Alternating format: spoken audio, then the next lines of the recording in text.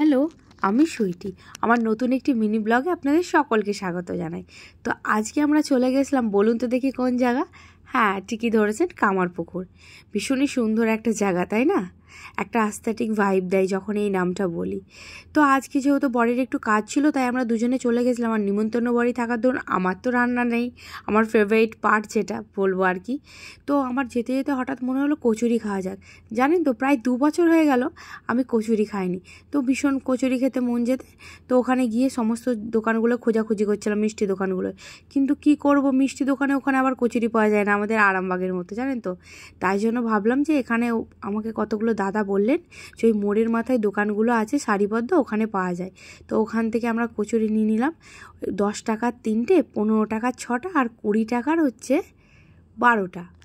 ভীষণই অ্যাফোর্ডেবল বলুন তো। আমি 10 টাকার 3টে নেওয়ার পর আরও 2টো নিয়েছিলাম, দিয়ে মন ভরে খেয়েছি। তো বাই।